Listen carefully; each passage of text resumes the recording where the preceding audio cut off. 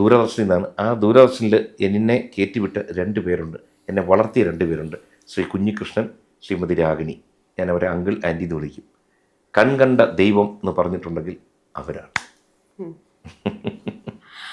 അപ്പോൾ സിനിമകളിൽ നമ്മളിപ്പം വളരെ കുറച്ചായിട്ടല്ലേ സിനിമകളിൽ കാണാറുള്ളൂ. അത് രാഷ്ട്രീയത്തിലേക്ക് കൂടുതൽ വന്നതുകൊണ്ട് സിനിമ ഒഴിവാക്കിയതാണോ? അങ്ങനെയില്ല. കാരണം വെച്ചാൽ നമ്മുടെ ഓരോ പ്രായത്തിൽ ഓരോ താല്പര്യങ്ങളുടെ വിഷയം വരും. കാരണം നമുക്ക് തിയേറ്ററിൽ പോയി ഇരുന്ന് 1.5-2 മണിക്കൂർ ചിലവാക്കാൻ മനസ്സ് വരുന്നില്ല. മാത്രമല്ല എൻ്റെ മക്കളുടെ സിനിമ പോലും ലാസ്റ്റ് ഇറങ്ങി 2-3 കണ്ടിട്ടില്ല. അങ്ങനെ മെയിൻ റോൾ ചെയ്തതല്ല, അഹാന ഫഹദ് ഫാസിലിൻ്റെ പടത്തിലൊരു ക്യാമിയോ റോൾ പോലെ ചെയ്തു, പാച്ചു അത്ഭുതം, അതുപോലും ഞാൻ കണ്ടിട്ടില്ല. കാരണം രാവിലെ ഇവിടെ വന്നാൽ രാത്രി വരെ ഇവിടെ ഇരിക്കും. രാഷ്ട്രീയത്തിലൊക്കെ 24 hours നമ്മൾ വർക്ക് ചെയ്യണം. പിന്നെ ഞാനൊക്കെ വന്നിട്ട് 5 കൊല്ലമായിട്ടുള്ളൂ. ഇവിടെ 40 കൊല്ലം വർക്ക് ചെയ്തവരുണ്ട്. അപ്പോൾ നമ്മൾ രാഷ്ട്രീയത്തിൽ നല്ലൊരു സ്ഥാനവും പേരും ഇതെല്ലാം നമുക്ക് കിട്ടണമെന്നുണ്ടെങ്കിൽ ഹാർഡ് വർക്ക് ചെയ്തേ പറ്റൂ. അപ്പോൾ അതിനിടയ്ക്ക് ചില കാര്യങ്ങൾ വേണ്ടെന്ന് വയ്ക്കും. അതിലൊന്നാണ് സിനിമ. പൊളിറ്റിക്സിൽ ആക്റ്റീവായിട്ട് നിൽക്കുന്ന ഒരാളാണല്ലോ. അപ്പോൾ ഇനി അടുത്ത ഭരണം ഇടതുപക്ഷ സർക്കാർ തന്നെ വരുമോ, അത് ഭരണം മാറി വരണം എന്നാണോ ആഗ്രഹം? എപ്പോഴും മാറ്റം പ്രകൃതിയുടെ നിയമമാണ്, മാറിക്കൊണ്ടേയിരിക്കും. കാരണം മാറ്റം വരുമ്പോഴാണ് എപ്പോഴും രാജ്യത്തിനും നന്മ വരുന്നത്. എന്ന് വെച്ച് ഇവർ മാറി അവർ വരണമെന്നൊന്നും ആഗ്രഹിക്കില്ല. നമ്മളെപ്പോഴും വിചാരിക്കും നമ്മുടെ പാർട്ടി ജയിക്കണം എന്നുള്ളതാണ്. പിന്നെ ഈ മാറ്റത്തിൻ്റെ കാര്യം വെച്ച് കഴിഞ്ഞാൽ ഈ രാഷ്ട്രീയത്തിൽ ഇപ്പോൾ എന്തൊക്കെ സംഭവിക്കുന്നു നമ്മൾ അത് പാർട്ടി മാറി അവസാനത്തെ 2 ആഴ്ച ആണ് എല്ലാം തീരുമാനിക്കുന്നത്. കാരണം പണ്ടൊക്കെ ഫ്ലോട്ടിംഗ് വോട്ടേഴ്സിന് എണ്ണം കുറവായിരുന്നു. ഇന്ന് തീരുമാനമെടുക്കാത്ത മനസ്സുള്ളവർ ഏകദേശം 40% ആൾക്കാരാണ്. ആ 40 ഇൻഫ്ലുവൻസ് ചെയ്യാൻ ലാസ്റ്റ് 2 ആഴ്ച മതി. അത് മാറുന്നതനുസരിച്ച് സ്വിങ് മാറും. ഏത് പാർട്ടി വേണോ ഇവർ ഭരണത്തിൽ തുടരാം, അല്ലെങ്കിൽ വേറൊരു പാർട്ടി വരാം, എന്തും സംഭവിക്കാം. അത് last 2 weeks is very crucial. കേരളത്തിൽ ബിസിനസ്സിന് സാധ്യതയുള്ള ഒരു സംസ്ഥാനമായിട്ട് തോന്നുന്നുണ്ടോ? കേരളത്തിൽ എല്ലാത്തിനും സാധ്യതയുണ്ട്. പക്ഷെ നമ്മുടെ ആറ്റിറ്റ്യൂഡിൻ്റെ വിഷയം മാത്രമേ ഉള്ളൂ. കാരണം കേരളത്തിനെ അറിയപ്പെടുന്ന ഒരു കൺസ്യൂമർ സ്റ്റേറ്റായിട്ട് നമ്മൾ വാങ്ങൽ മാത്രമേ ഉള്ളൂ. നമ്മൾ പ്രൊഡക്ഷനും വിൽക്കലും ഇല്ലാത്തൊരു സംസ്ഥാനമാണ്. അതിൻ്റെ കാരണം എന്തെന്ന് നമ്മൾ പുറകോട്ട് പഠിച്ചാൽ നമുക്ക് മനസ്സിലാവും. കാരണം എന്തോ ചോദിക്കാൻ വന്നു. അതായത് നമുക്ക് നമ്മുടെ ട്രേഡ് യൂണിയൻ സിസ്റ്റം അങ്ങനെയായിപ്പോയി. എല്ലാത്തിനെയും തടസ്സപ്പെടുത്തുന്നു. ഇതൊരു രാഷ്ട്രീയപരമായ മറുപടി ഒന്നുമല്ല, നമ്മൾ കാണുന്നത് എന്തുകൊണ്ട് ഇവിടെ വ്യവസായങ്ങൾ പൂട്ടിപ്പോകുന്നു. കാരണം ട്രേഡ് യൂണിയൻ അവരുടെ അവകാശങ്ങൾക്ക് അവർ കൂടുതൽ ബലം പിടിച്ചു. അപ്പോൾ എന്തു വെച്ചാൽ കാലാകാലങ്ങളിൽ ചെറുപ്രായം തൊട്ട് നമ്മൾ കേൾക്കുന്നത് എല്ലാ വ്യവസായവൽക്കരണത്തിനും എതിരായിരുന്നു. കമ്പ്യൂട്ടർ വന്നപ്പോൾ എതിർത്തു, ട്രാക്ടർ വന്നപ്പോൾ എതിർത്തു, എല്ലാത്തിനും എതിർക്കുകയാണ്. എന്നാൽ തൊട്ടപ്പുറത്ത് നമ്മുടെ തിരുവനന്തപുരത്ത് അടുത്ത് കിടക്കുന്നത് നമുക്കിവിടെ നാഗർകോവിലാണ്, പാലക്കാടിനപ്പുറത്ത് കോയമ്പത്തൂരാണ്. അവിടെ എല്ലാം ഇൻഡസ്ട്രികളുണ്ട്, അവിടെ എല്ലാം തൊഴിലവസരങ്ങളുണ്ട്. നമ്മുടെ ഇവിടെ ഏറ്റവും നല്ല അന്തരീക്ഷമാണ് ആക്ച്വലി എടുത്താൽ അറിയാമോ. കാരണം ഈ കേരളത്തിൻ്റെ ഭംഗിയെന്ന് വെച്ചാൽ ടൂറിസത്തിന് തന്നെ ഏറ്റവും കൂടുതൽ സാധ്യത വെച്ചാൽ ഒരറ്റം എടുത്ത് ഞാൻ നമുക്ക് വെസ്റ്റേൺ ഗാട്ട്സാണ് കേരളത്തിൻ്റെ ബോർഡർ എന്ന് പറയുന്നത്. അവിടെ നിന്ന് താഴോട്ട് ഇറങ്ങിക്കഴിഞ്ഞാൽ മനോഹരമായ നദികൾ, ആറ്, ലേക്ക് എല്ലാം ഉണ്ട്. ഇത് കഴിഞ്ഞാൽ നേരെ കടപ്പുറമാണ്. 600 കിലോമീറ്റർ കടപ്പുറം. ഇതിനെ മാത്രം നമ്മൾ ഉപയോഗിച്ചിരുന്നെങ്കിൽ ടൂറിസം ഇൻഡസ്ട്രി എവിടെയോ നിൽക്കും. നമ്മൾ ഗോഡ്സ് ഓൺ കൺട്രി അത് ഇതെന്നൊക്കെ പറയുന്നു. ഒരു തരത്തിലുള്ള ഇത് പ്രൈവറ്റ് പ്ലെയേഴ്സ് ഉള്ളതുകൊണ്ട് മാത്രമാണ് ഇത് നിൽക്കുന്നത്. സർക്കാരിൻ്റെ ഭാഗത്തുനിന്ന് ഇന്ന് വരെ നല്ലൊരു പദ്ധതി ഒന്നുമില്ല. ഈസ് ഓഫ് ഡൂയിങ് ബിസിനസ് കാറ്റഗറിയിലെ അതിൽ കേരളം ഇന്ത്യ ഗവൺമെൻറ്റിൻ്റെ കാലഘട്ടത്തിൽ അത് നോക്കിയപ്പോൾ കേരളം 1ാമത്തെ റാങ്കിൽ വരുന്നുണ്ടായിരുന്നു. എല്ലാം ഞാൻ ഓക്കെ പറഞ്ഞുതരാം, ഒരു ബുദ്ധിമുട്ടില്ല. ഇപ്പോൾ ഏറ്റവും നല്ല ആരോഗ്യ ഇത് കേരളമാണെന്ന് പറയുന്നു. എന്നാൽ പിന്നെ ഇവിടുത്തെ മുഖ്യമന്ത്രിനെ എന്തിനാണ് അമേരിക്കയിൽ പോകുന്ന ചികിത്സിക്കാൻ ഇവിടെ ഇത്രയും നല്ല ഉണ്ടെങ്കിൽ? അപ്പോൾ അതൊക്കെ ഈ BJP ഗവൺമെൻറ് ഇരുന്നപ്പോഴല്ലേ ഇത് കിട്ടിയെന്ന് വെച്ച് കഴിഞ്ഞാൽ അതിന് ചില ക്രൈറ്റീരിയൻസ് ഉണ്ട്. അത് പാസ്സായി വന്നാൽ അത് കൊടുക്കും. അല്ലാതെ യഥാർത്ഥത്തിൽ അതാണോ എന്ന് ചോദിച്ചാൽ അതല്ല. ഇതിനകത്ത് വേറൊന്നുമില്ല.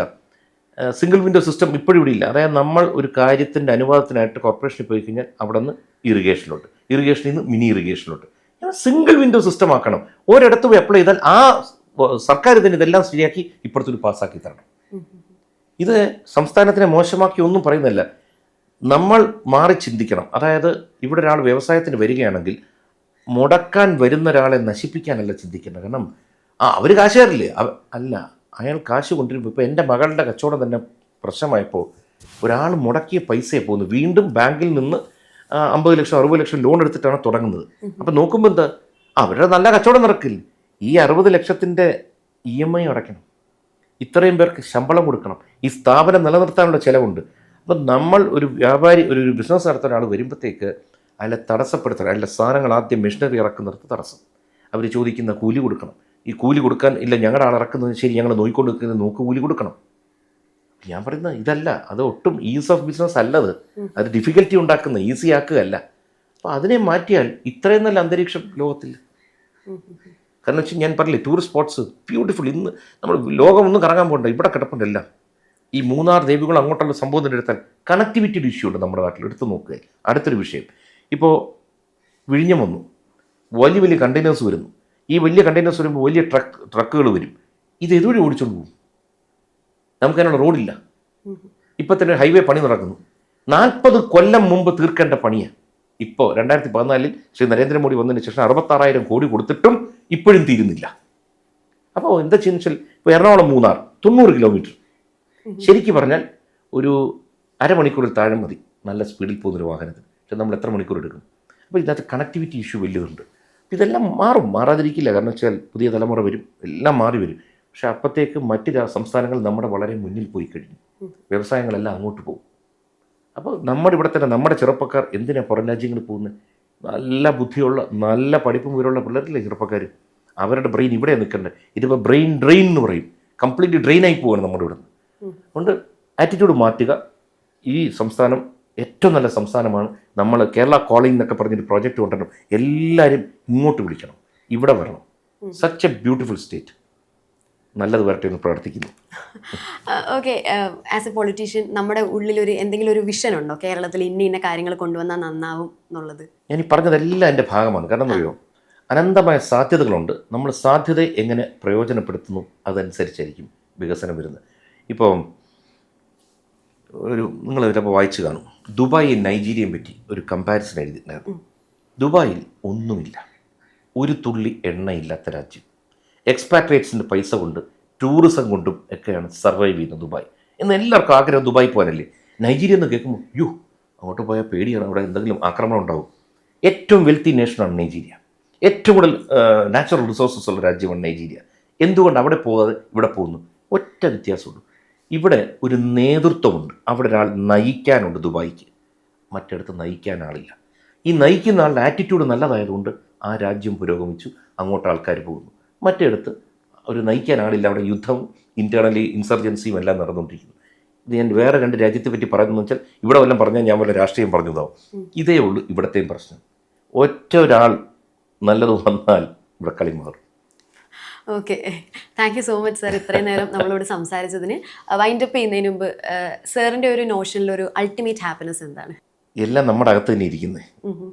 എവ്രി ഡേ ഈ ലോകത്തെ ദ മോസ്റ്റ് ഇമ്പോർട്ടൻറ്റ് പേഴ്സൺ എന്ന് പറയുന്നത് എൻ്റെ കാഴ്ചപ്പാടിൽ ഞാനാണ്. എന്നോട് ഞാൻ കുറച്ച് നേരം സംസാരിക്കാൻ സമയം കണ്ടെത്തുക, നമ്മളെ തന്നെ അപ്രീഷിയേറ്റ് ചെയ്യുക. ഞാൻ തന്നെ എന്നെ തട്ടിയിട്ട് ഇടാം, കൃഷ്ണന്മാരെ നന്നായിരിക്കുന്നതാ, എൻ്റെ സ്കിന്നൊക്കെ നന്നായിരിക്കുന്നു, യു ആർ ലുക്കിംഗ് ഗുഡ്, നമുക്കെല്ലാം ഉണ്ട്. നമ്മുടെ അകത്ത് ഇതൊക്കെ സംസാരിച്ചിട്ടിരിക്കും. ഇത്രയും അവയവങ്ങൾ ഓപ്പറേറ്റ് ആയിക്കൊണ്ടിരിക്കുകയാണ്. 1068 അവയവങ്ങൾ ഓടിക്കൊണ്ടിരിക്കുകയാണ്. എല്ലാത്തിനും നന്ദി പറയുക, താങ്ക് യു പറയുക, നമ്മളോട് സംസാരിക്കുക. നമുക്കായിട്ട് കുറച്ച് സമയം സ്പെൻഡ് ചെയ്താൽ that will give you a lot of happiness. അതാണ് സാർ ഇങ്ങനെ യങ് ആയിട്ടിരിക്കുന്നതിൻ്റെ? അതായിരിക്കാം. കാരണം ഇതെല്ലാം കഴിഞ്ഞ് ഞാൻ നല്ലപോലെ ഭക്ഷണം കഴിക്കും, നല്ല പോലെ ഉറങ്ങും, പിന്നെ ഞാൻ തന്നെ ചിരിക്കും, മറ്റുള്ളവരെ പറ്റിയ ചിരിപ്പിക്കാൻ നോക്കും. ഇതെല്ലാം കൂടി വരുമ്പോൾ എന്തായാലും എനിക്കത് ഇഷ്ടപ്പെട്ട്. ഞാൻ ചെറുപ്പമായിട്ടിരിക്കുന്നു, എൻ്റെ ഭാര്യ കൂടി ഇരിക്കുമെന്ന് പറയേണ്ടതായിരുന്നു. ഭാര്യ പറയും, എന്ത് ചെറുപ്പം, ഇതൊക്കെ മേക്കപ്പ് അല്ലേ എന്ന് പറഞ്ഞാൽ. വളരെ സന്തോഷം അങ്ങനെ പറഞ്ഞത് കേട്ടോ. Thank you so much. നിങ്ങളും സമയം കണ്ടെത്തുക, നമ്മളോട് സംസാരിക്കുക എവ്രി ഡേ. നമുക്ക് ലോകത്ത് ആരേക്കാൾ ഇമ്പോർട്ടൻറ്റ് നമ്മളായിരിക്കണം. ഏറ്റവും കൂടുതൽ നമ്മളെ സ്നേഹിക്കുക. Okay, thank you so much sir and all the best.